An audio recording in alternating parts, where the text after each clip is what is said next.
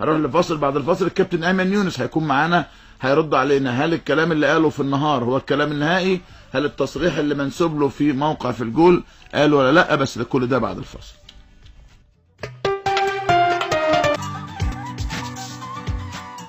اهلا بكم من جديد اعزائي المستمعين. معانا على التليفون كابتن ايمن يونس عضو مجلس اداره نادي الزمالك. صباح الفل يا كابتن ايمن.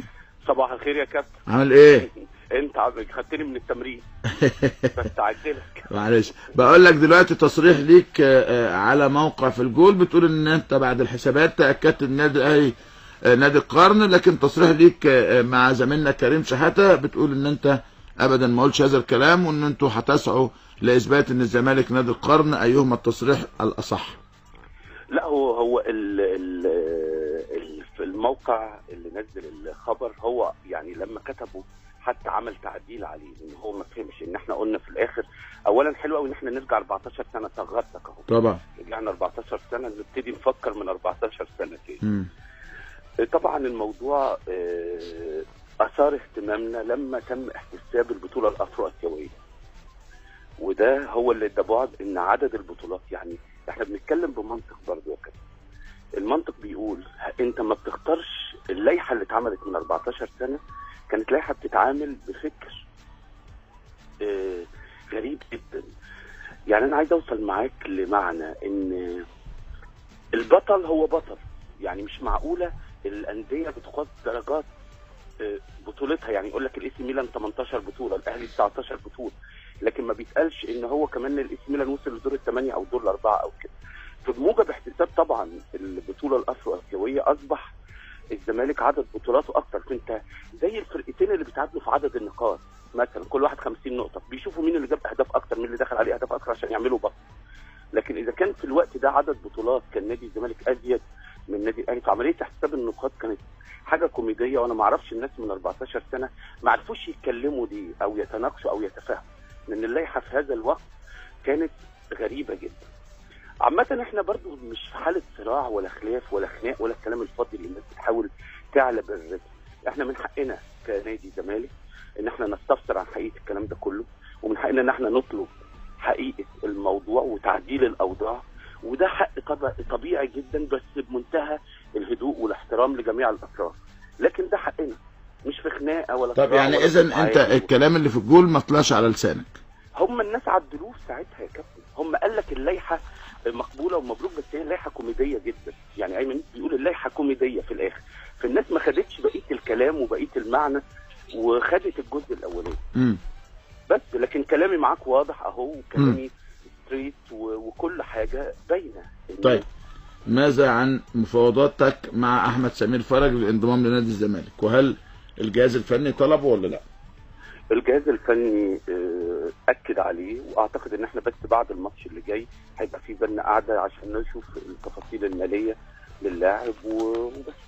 رد مختصر سريع.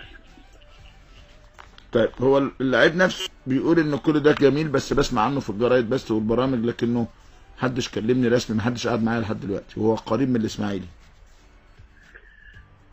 لا لو بتترقصني على الصبح. لا والله والله ابدا، والله ابدا، والله العظيم ابدا. لكن لا، اللعيب فيه حوارات معاه وفي مكالمات وجاي بقى، وانا بكلمك بصراحه، انت عارف مش عايز نلف ولا بنجيب. لا اللعيب قاطعين شوط كبير قوي يتبقى الشوط المالي، وده هنقعد عليه بعد الماتش اللي جاي بتاع الزمالك عشان الاجواء انت عارف كلها الماتش صعب واحنا. طب بص يا كابتن ايمن، هو في الاهلي اول ما عادل القيعي بيتكلم فيقول لك اللعيب اقترب من النادي الاهلي، وبعدين لما الخطيب بيتكلم يقول لك اللعيب وقع. في الزمالك برضو نفس الوضع، يعني لما ايمن يونس بيتكلم بيبقى لها وضع تاني، بيقول له خلاص اللعيب اصبح لعيب في نادي الزمالك. انت كلمته؟ انا كلمته. خلاص كده صباح الفل، يبقى احمد سمير فرج هيلعب في نادي الزمالك. كمل كوره بقى، كمل تمرين. طيب كابتن ايمن يونس صباح الفل، عضو مجلس اداره نادي الزمالك. خلينا بقى اقول لكم بسرعه خبرين كده قبل ما اروح لرسائلكم، او ممكن اخد الرسائل بعد الموجز. الموجز يا دوب بيبقى دقيقتين، فهاخد رسائلكم بعد 9:15 بالظبط. ورسائلكم على الاهلي، على الزمالك، طلبكم ايه من خالد عبد العزيز وزير الرياضه، طلباتكم ايه من رئيس الوزراء الجديد. لكنه الجبلايه المجلس الاداره كلف السيد مجدي المتناوي بدراسه ملف الشركه الراعيه، لانه عايز يفسخ التعاقد عشان عدم التزام الشركه بسداد الديون المتاخره. وكمان قبلوا استقاله احمد الجوهري، عينوا الكابتن انور صالح بداله بصوره مؤقته. بعثه الدراويش وصلت المطار وغاب عنها حسني عبد ربه. هروح لفاصل، بعد الفاصل الكابتن ايمن يونس هيكون معانا هيرد علينا. هل الكلام اللي قاله في النهار هو الكلام النهائي؟ هل التصريح اللي منسوب له في موقع في الجول قال ولا لا؟ بس كل ده بعد الفاصل.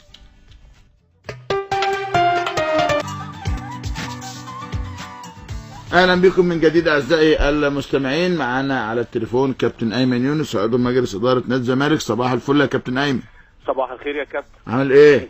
انت خدتني من التمرين بس عدلك. معلش، بقول لك دلوقتي تصريح ليك على موقع في الجول بتقول ان انت بعد الحسابات تاكدت ان النادي الاهلي نادي القرن، لكن تصريح ليك مع زميلنا كريم شحاته بتقول ان انت ابدا ما قلتش هذا الكلام، وان انتوا هتسعوا لاثبات ان الزمالك نادي القرن. ايهما التصريح الاصح؟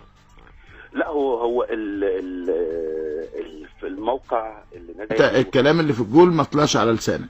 هم الناس عدلوه ساعتها يا كابتن، هم قال لك اللائحه مقبوله ومبروك، بس هي اللائحه كوميديه جدا. يعني ايمن بيقول اللائحه كوميديه في الاخر، فالناس ما خدتش بقيه الكلام وبقيه المعنى وخدت الجزء الاولاني بس. لكن كلامي معاك واضح اهو، وكلامي ستريت وكل حاجه باينه. طيب ماذا عن مفاوضاتك مع احمد سمير فرج للانضمام لنادي الزمالك؟ وهل الجهاز الفني طلبه ولا لا؟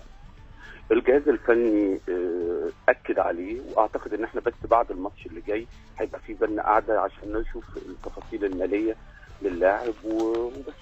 رد مختصر سريع. طيب هو اللاعب نفسه بيقول ان كل ده جميل، بس بسمع عنه في الجرايد بس والبرامج، لكنه محدش كلمني رسمي، محدش قعد معايا لحد دلوقتي، وهو قريب من الاسماعيلي. اوكي. في موجب احتساب طبعا البطوله الافرو اسيويه اصبح الزمالك عدد بطولاته اكتر. فانت زي الفرقتين اللي بيتعادلوا في عدد النقاط مثلا، كل واحد 50 نقطه، بيشوفوا مين اللي جاب اهداف اكتر، مين اللي دخل عليه اهداف اكتر عشان يعملوا بطل. لكن اذا كان في الوقت ده عدد بطولات كان نادي الزمالك ازيد من نادي الاهلي، فعمليه احتساب النقاط كانت حاجه كوميديه. وانا ما اعرفش الناس من 14 سنه ما عرفوش يتكلموا دي او يتناقشوا او يتفاهموا، لان اللائحه في هذا الوقت كانت غريبه جدا. عامة احنا برضو مش في حالة صراع ولا خلاف ولا خناق ولا الكلام الفاضي اللي الناس بتحاول تعلى بالرزق. احنا من حقنا كنادي زمالك ان احنا نستفسر عن حقيقة الكلام ده كله، ومن حقنا ان احنا نطلب حقيقة الموضوع وتعديل الاوضاع، وده حق طبيعي جدا، بس بمنتهى الهدوء والاحترام لجميع الاطراف. لكن ده حقنا، مش في خناقة ولا طب يعني اذا لا، لو بتترقصني على الصبح لا والله والله ابدا والله ابدا والله العظيم ابدا ترقصني. لكن لا، اللعيب فيه حوارات معاه وفي مكالمات وجاي بقى، وانا بكلمك بصراحه، انت عارف مش عايز نلف ولا بنجيب. لا، اللعيب قاطعين شوط كبير قوي يتبقى الشوط المالي، وده هنقعد عليه بعد الماتش اللي جاي بتاع الزمالك، عشان الاجواء انت عارف كلها الماتش صعب واحنا.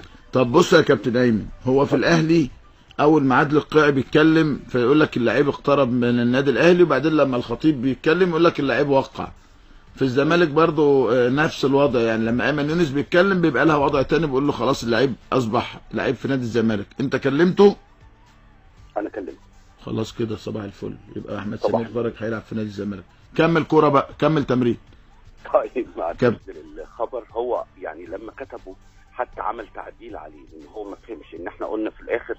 اولا حلو قوي ان احنا نرجع 14 سنه، صغرتك اهو. طبعا رجعنا 14 سنه، نبتدي نفكر من 14 سنه تاني. طبعا الموضوع اثار اهتمامنا لما تم احتساب البطوله الافرو اسيويه، وده هو اللي ادى بعد ان عدد البطولات. يعني احنا بنتكلم بمنطق برضه يا كابتن. المنطق بيقول انت ما بتختارش. اللائحه اللي اتعملت من 14 سنه كانت لائحه بتتعامل بفكر